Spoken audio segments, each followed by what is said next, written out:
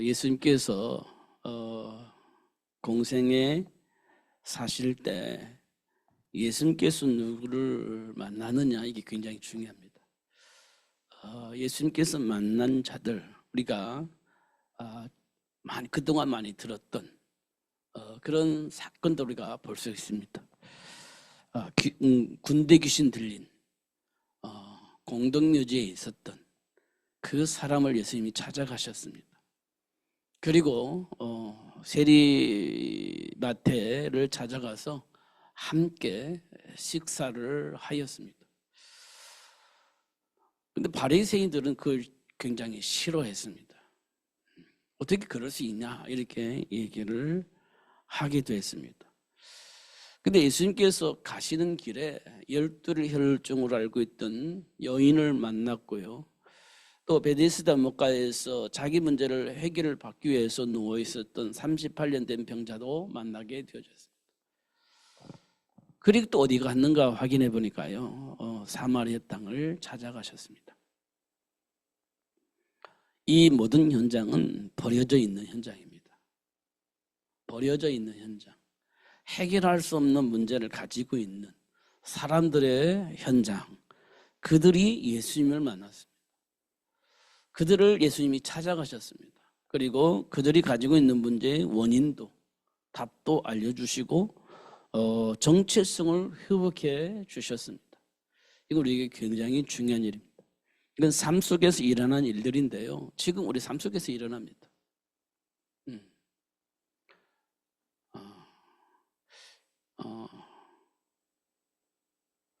우리가 삶 속에서 일어나는 일들을 다 알 수는 없잖아요. 뉴스를 통해서 보면 이 땅에서 어떤 일들이 일어나고 있는지 알게 되어집니다. 마약으로 세상을 떠들썩 했던 그 사람이 잡혀서 우리나라에 이송이 되어진 사건도 우리가 뉴스를 통해서 볼 수 있죠. 마약을 통해서 수많은 사람들을 파괴시켰던 그런 사람입니다. 그래서 우리나라에서 이제 재판을 받게 되는데, 그 사람이 하는 말입니다. 내가 입을 벌리면 우리나라에 많은 사람이 다칠 것이다. 우리나라가 흔들릴 것이다. 이렇게 말을 했습니다. 그 말은 많은 정치인들과 경제인들, 연예인들 많이 걸렸을 것이다, 이렇게 보는 거예요. 그 사람 말에 의하면. 근데 그 사람 말을 할까 안 할까? 이런 이제 관심이 있죠. 아마 하지는 않을 것이다. 아니, 하지 않도록 만들 것이다. 이렇게 저는 봅니다. 그게 이제 힘 있는 자이고요. 그 사람이 말하면 우리나라가 힘들 거라고 말을 할 정도면 그만큼 힘과 권력을 가진 사람, 돈을 가지고 있는 사람, 그런 사람들이겠죠. 그렇게 지금 이 세상이 돌아가고 있습니다. 혼돈, 흑암이 깊음 위에 있는 그 현장, 우리가 한 번쯤은 그냥 이렇게 생각하지 말고 한 번쯤 우리가 생각을 해야 돼요. 우리는 성경에 보니까 하나님께서 흑암이 깊음 위에 있다, 이렇게 말씀하시잖아요. 도대체 이 땅이 어떻게 되어 있길래 하나님은 흑암이 깊음 위에 있다, 이렇게 말씀을 하셨냐.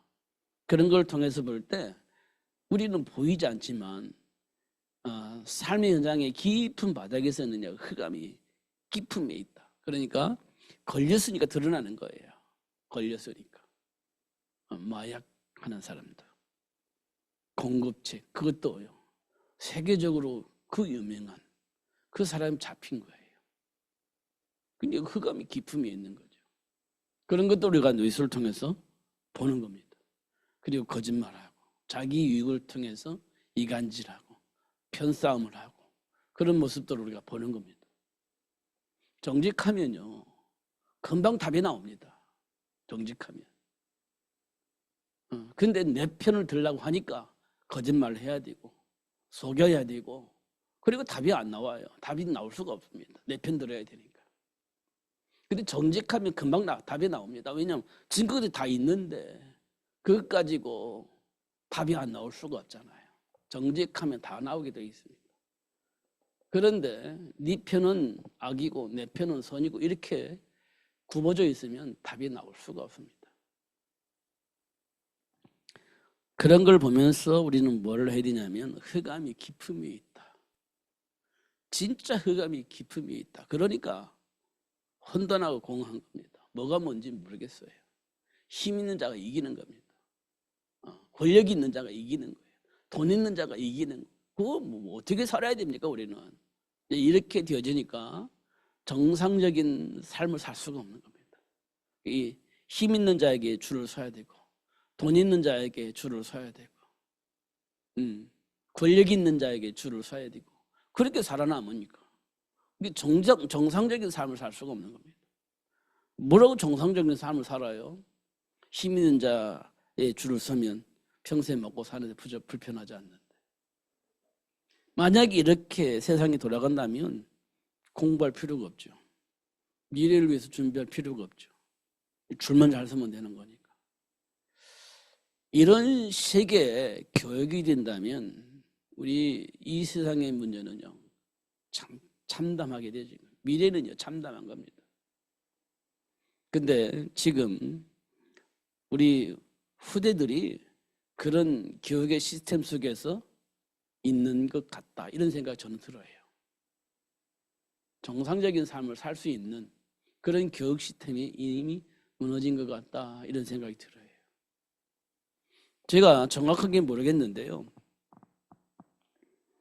어떤 사람이 어떤 교육자가 이런 말을 했어요. 우리나라 교육은 이상해졌다 이렇게 얘기를 했어요. 뭐가 이상해졌냐고 물어보니까 잘한 사람 못한 사람 이게 구별이 안 된대요. 잘한 사람과 못하는 사람이 구별이 안 된대요. 왜요? 그랬더니 왜 그런 시스템을 만들었을까요? 이게 못하는 사람은 상처받으니까 안 된대요. 그러니까 표가 안 나게 만들어야 된다는 거예요. 잘하는 사람과 못하는 사람이 표가 안 나야 된다. 그 상처 안 받는다는 거예요. 그럼 교육은 뭐예요? 아는지 모르는지를 확인해야 될 거 아닙니까? 이 사람이 제대로 따라오는지 제대로 못 따라오고 있는지 이거 확인해야 될 거 아니에요. 근데 그게 확인이 안 되는 겁니다. 그러면요 교육을 할 수가 없는 겁니다. 교육이 안 되는 겁니다. 그잖아요. 그런데 상처받을 것이니까 그런 거 표현하면 안 된다 이렇게 표현을 한 거예요. 그럼 열심히 노력할 필요가 없는 거죠. 그렇게 얘기를 했습니다. 그 어떤 교육자가. 사실은 공부해서 잘하는 사람과 못하는 사람이 표가 나야 열심히 공부할 맛이 나고 못하는 사람 열심히 공부해야 되겠다라는 생각을 하게 되어지는데 그게 없어져 버리니까 열심히 공부할 이유도 내가 열심히 공부해야지 이럴 생각을 할 만한 이유도 사라져서 이상한 교육 시스템이 되어졌다 이렇게 얘기를 했습니다. 그 말을 들어보니까 맞는 것 같아요. 그래야 내가 나중에 커서 뭐 할 거야. 그럼 내가 이렇게 준비할 거야. 이런 시스템이 만들어져야 되는데 그런 게 없는 거예요. 그러면 그냥 세상 문화 속에서 내 하고 싶은 거 하면서 사는 거죠. 내 인생의 미래는 전혀 생각하지 않고 그냥 놀면서 살다가 몰라 뭐 평생 엄마 아빠가 뭐 먹여주진 않겠지만 그래도 지금은 뭐 이렇게 하면서 세월을 시간을 보내는 거지 않습니까? 이런 것들을 통해서 볼 때 분명히 뭔가 시스템이 망가졌다. 저는 그렇게 보여집니다. 그리고 결국은 어떻게 되겠습니까? 시스템이 망가지니까요. 쾌락을 쫓아서 사람들은 타락을 하게 되어집니다. 그러니까 뭐가 생기냐? 그 속에 살다 보니까 뭐가 생겨요? 막 신경질만 나는 겁니다. 분노, 또 막 이렇게 악한 감정, 뭐 이런 것들이 계속 자리 잡고 있습니다. 자리 잡아요. 선한 감정을 가질 수가 없어요. 선한 감정을. 그러니까 결국은 타락을 하게 되어지고 망하게 되어지는 겁니다. 세상이 그러는 것 같아요. 지금.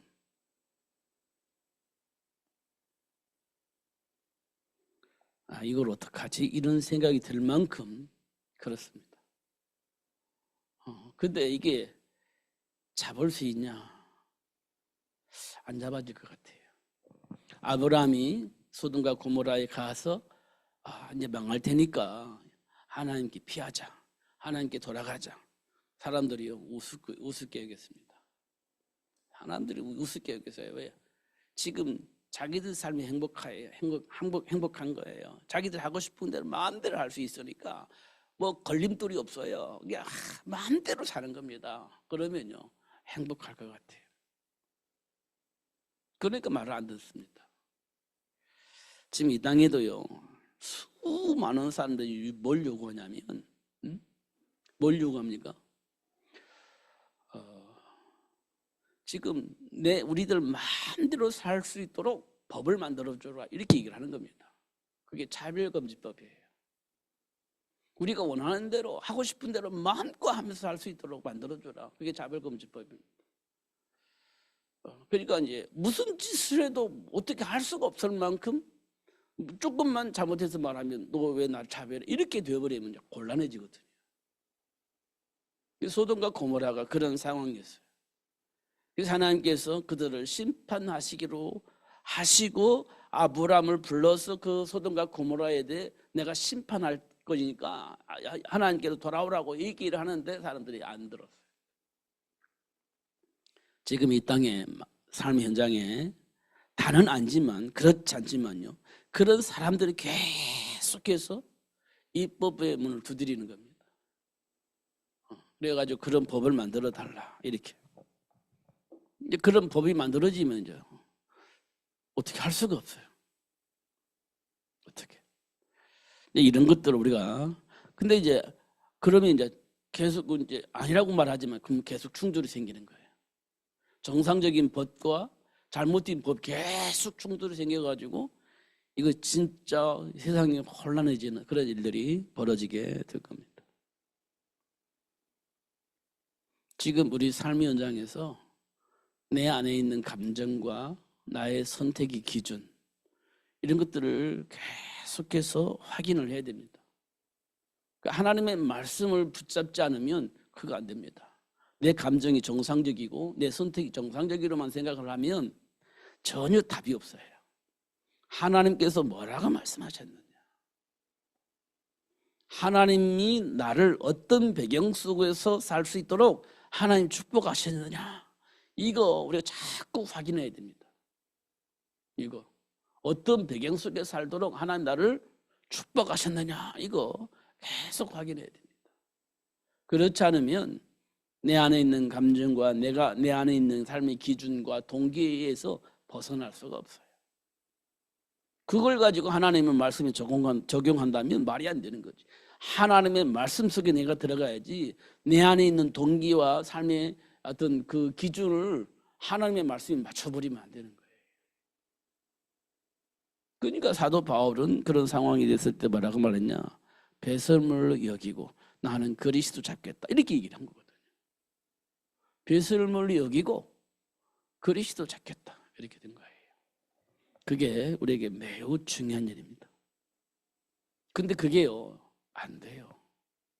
어떻게 해야 되냐? 예수님을 통해서 주어진 복인데요 이걸 안 믿잖아요. 그러니까 하나님 은혜가 필요한 겁니다. 그건 놓고 우리가 기도해야 돼요. 안 믿어진다고 안 믿어져요 낙심하지 말고 하나님께 기도하는 거예요. 예수 이름 붙잡고 역사해달라고 기도해야 되는 겁니다. 안 믿어지는 것은 우리 안에 이미 각인되어져 있는 사단의 여러 가지 통로들이 말씀을 믿지 못하도록 만들어 놨던 여러 가지 재질들이 안 믿어지게 만들어버린 거니까. 근데 우리는 지금 하나님의 은혜 속에서 예수님 앞에 왔잖아요. 근데 내면에서는 또 안 믿어지는 모르겠는 이런 생각 속에 자꾸 충돌이 생기는 겁니다. 그게 사탄의 일이에요. 이런 것도 우리가 확인을 꼭 하셔야 됩니다. 그러면 우리가 예수 이름으로 하나님 이 속의 역사는 불신앙케 만들고 내 기준에 내 감정에 막 쌓이게 만드는 그래서 불신앙하고 나를 좌절시키고 그냥 포기하게 만드는 이 사단의 세력을 우리가 계속 결박해야 되는 겁니다. 그리고 하나님이 주신 복을 누리는 것이 굉장히 중요하죠. 근데 우리는요 그렇게 안 해요. 그거를 그냥 흐름대로 그때마다 상황 따라서 선택을 하잖아요. 그게 마귀 울무인지 그거 생각하지 않고 그 흐름 따라서 분위기 따라서 그때마다 우리가 선택을 하지 않습니까? 내 감정에 따라서.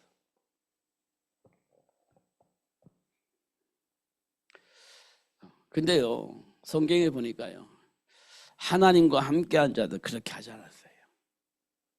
말씀 붙잡고 기도하는 것을 일상화했어요. 말씀 붙잡고 기도하는 걸 일상화했어요. 그래서 그 속에서 깨달음을 갖고 기준을 응답받고 그 안에서 선택을 하는 그리고 하나님 원하시는 그 일을 위해서 기도하는 삶을 살았습니다. 어떤 일이 있으니 그때 언약 붙잡고 기도하는 것이 아니라 항상 하나님과 동행하면서 하나님의 말씀 붙잡고 기도하는 일이 일상화되어졌다. 성경에 있는 하나님이 원하시는 그 일을 했던 그 사람들을 보면 평상시에 말씀 붙잡고 그 안에서 분별하고 그 안에서 선택을 하면서 살았다. 그 일상되어졌다. 그러니까 그때 이제 문제가 터졌어요? 어렵지 않아요. 어렵지 않다고. 왜? 평상시에 하나님 말씀 안에서 선택하면서 그 안에서 살았기 때문에 어떤 어림이 와도 그 말씀 안에서 보면 어렵지 않아요. 그 말씀 안에서 보면. 그런데 평상시는 내 마음대로 막 살다가 문제 터지면 그때 말씀 붙잡고 기도하면서 선택을 하니까 어려워요. 내 마음대로 막 살던 체질 속에서 이제 말씀 안으로 들어가려니까 이게 쉽지 않은 겁니다. 그래서 어려운 거예요. 신앙생활이. 이게 평상시에 말씀 붙잡고 기도하는 습관을 우리는 가져야 된다. 성경에 보면 그러잖아요. 우리 잘 알잖아요. 요셉이 늘 기도하는 사람이었어요. 형들하고 포럼할 때도 늘 말씀 안에서 포럼했고 노예로 팔려갔을 때도 늘 말씀 안에서 스스로 점검을 했고 감옥에 있을 때도 스스로 말씀 붙잡고 스스로 점검을 했고 그렇게 했습니다. 그게 신자의 삶의 모습입니다. 다니엘은요 포로로 잡혀갔을 때도요 하루에 3번씩 꼬박꼬박 하나님과 교제했습니다. 그게 신자들의 삶이었습니다. 그러니까 위기가 와도요 답이 쉽잖아. 선택이 쉬워지잖아요. 위기가 와도 한계가 와도 선택이 쉬워지잖아요. 늘 하나님 안에서 대화가 되어지니까. 안 하다가 내 마음대로 살다가 말씀 붙잡고 기도하면서 이렇게 해볼까? 어렵죠. 진짜 어려운 거예요. 그건 가능하지 않습니다. 알겠는데 안 되는 겁니다. 이런 것도 우리가 확인하는 것이 중요하다.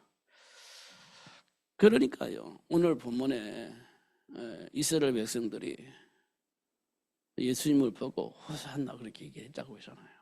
호산나. 주님 지금 나를 구원해 주세요. 지금 내가 어떤 상태인지 이스라엘 백성은 알아요. 고통 속에 있어요. 어디에 있습니까? 로마의 속국에 살고 있습니다. 그러니까 어떻게 해요? 나를 좀 이 자리에서 이 현장에서 이 고통 속에서 구원해 달라는 겁니다. 누구에게? 예수님을 향해서. 예수님은 그들이 예수님을 누구로 봤어요? 구세주로 봤습니다. 그리스도로 본 거예요. 그러니까 구원해달라고 얘기를 한 겁니다. 그들이요 오늘 오전에 무슨 일이 있었는지 아세요? 오전에 예수님을 십자가에 못 박으세요. 못 박아주세요. 못 박아주세요. 이렇게 외친 거예요.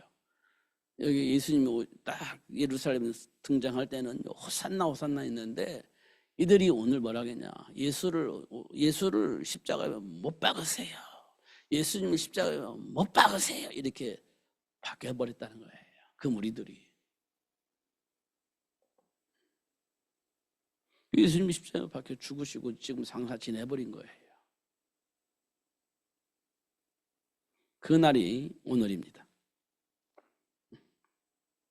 예수님은 이제 마지막에 죽으시면서 하신 말씀입니다.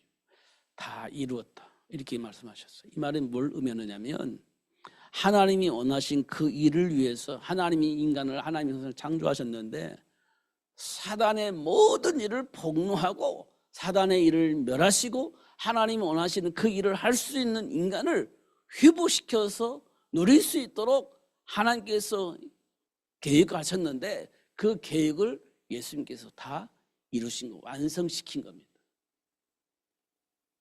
피 흘리시면서 사단의 모든 일과 하나님을 불신했던 그 모든 일들이 다 해결되어진 겁니다. 그래서 예수님께서 다 이루었다 하면서 숨을 거두신 겁니다. 우리는요, 이제 하나님을 만날 수 없었던 그 벽이 열려져 버린 겁니다. 하나님 만날 수 있게 되어졌어요. 예수 이름으로. 모든 문제가 다 해결되어진 겁니다. 예수님께서 그 일을 이루셨다 이렇게 말씀을 하신 겁니다. 그럼 우리는 예수 안에서 이제 해방이 되어지는 거죠.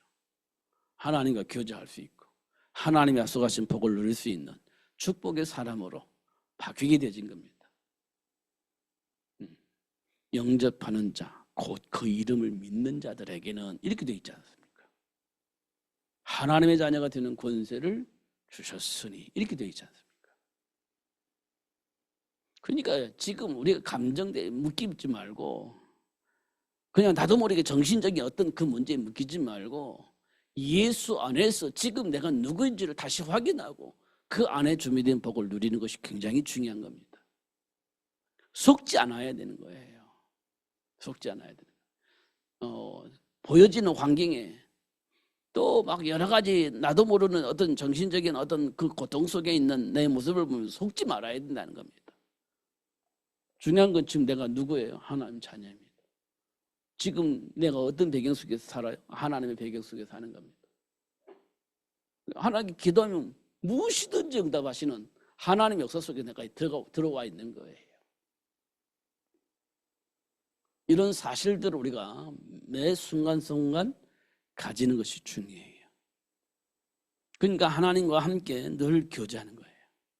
하나님, 지금 내 상황 아시죠? 이렇게 대답을 하는, 질문하는 겁니다. 지금 내 안에 있는 감정 아시죠? 지금 내가 힘들고 어려워서 방황하고 나도 모르게 신경질을 하고 나도 모르게 내 입에서 부정적인 얘기가 나오고 절망 속에서 이상한 말을 할 수밖에 없는 상황을 아시죠? 그러면 하나님께서 주신 그 복을 누릴 수 있도록 가르쳐 주세요. 이게 평상시 할 수 있는 그 대화예요. 이게 하나님께 기도하는 겁니다. 평상시에 하나님을 인정하는 거니까. 하나님을 인정하는 거니까. 예수가 그리스도임을 인정하는 거니까. 그 이름으로 지금의 내 감정을 얘기하는 겁니다. 하나님, 지금 내가 이런 상황입니다. 내 체질이 이래서 막 이런 것들이 막 나오고 막 신경질 나고 그렇습니다. 하나님 답을 주세요. 힘을 주세요. 이렇게. 이거 그냥 지나가는 말로 하는 거예요. 지금 내 상황을 가지고 하나님과 교제하는 거죠. 그게 우리에게 굉장히 중요한 겁니다. 진짜 중요한 거예요. 그러면 하나님께서 응답하시고 역사하실 겁니다. 힘 주시고 지혜도 주시고 그래 분별할 수 있는 복을 주시고 그래서 하나님 편에서 선택할 수 있도록 역사하실 것입니다. 굉장히 중요한 일이에요. 진짜 중요한 일입니다. 그러면요 모든 인간관계요 문제 없어요. 진짜 문제 없습니다. 내 중심으로 내 감정을 가지고 대화를 하니까 충돌이 생기는 거지. 하나님 안에서 대화를 한다면 충돌이 일어날 이유가 없어요. 이런 부분들 우리가 평상시에 이렇게 한다는 것이 중요하다. 말로만이 아니라 하나님과 나의 관계 속에서 그런 대화 매우 중요한 일입니다. 그렇게 했으면 참 좋겠어요. 예수님이 그것 때문에 오셨고 십자가에 못 박혀 죽으셨으니까 그 이유를 가지고 우리가 한번 우리 인생을 생각해 보면 어떨까 이런 생각이 되집니다. 하나님이 아마 약속하신 대로 복을 주셔서 많은 사람을 복되게 하는 그 일에 쓰임받을 수도 있도록 하나님 축복하실 것을 이렇게 저는 믿습니다. 거기에 대한 확신이 있습니다. 그러니까 여러분들이 흔들리지 마세요. 여러분을 여러분처럼 보지 마시고 하나님 신 말씀 속에서 여러분을 다시 한번 조명을 하셔야 돼요. 내 수준이 이런 수준이 아니었고 이런 수준이었는데 지금까지 내가 속아서 이런 수준이 됐구나. 근데 하나님께서 나를 이런 수준을 다시 회복시켜 주셨구나. 이렇게 다시 한번 확인하시면 됩니다. 그러면 돼요. 누구든지 이기게 돼 있고 누구든지 누릴 수 있습니다. 하나님 우리에게 주신 축복이고 약속입니다. 말씀 붙잡고 승리하시는 여러분 되시기를 예수님 이름으로 축복합니다. 기도하겠습니다. 하나님 아버지 감사합니다. 오늘도 최고의 복을 주시고 알게 해주셔서 감사합니다. 날마다 흔들릴 수밖에 없는 배경이 있음을 우리가 알고 있습니다. 그러나 그리스도 예수 안에서 치유해 주시고 회복시켜 주셔서 하나님이 원하시는 복을 누릴 수 있는 삶을 살 수 있도록 역사하시는 하나님의 역사를 보게 해주시니 감사합니다. 놓칠 수밖에 없는 상황이 날마다 일어나겠지만 말씀 붙잡고 날마다 승리하는 삶이 될 수 있도록 성령으로 역사하여 주옵소서. 다음 세대를 위해서 세계의 복음을 위해서 현장을 살릴 수 있는 시스템이 되어지기를 원하여서 날마다 하나님 말씀 붙잡고 기도하는 그런 삶이 될 수 있도록 축복해 주옵소서. 예수님 이름으로 기도하옵나이다. 아멘.